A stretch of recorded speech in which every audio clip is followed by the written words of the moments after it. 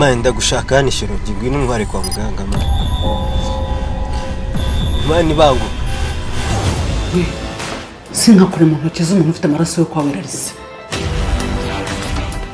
Dr. yatubwiye ko kumuvugisha kano kanya atari byo. Twagezeho ubuvuzi bwacu bukeneye kunganirwa n'ubwo hanze y'igihugu. Ese konsibe mbona warahindutse. Hari ikibazo cyihariye waba ufite tutazi? Please, mfite uburenganzira bwo gukundana n'uwo nshaka.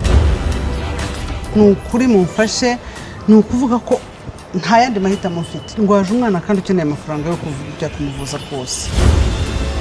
Basi mbabarira reka nandika agapapuro.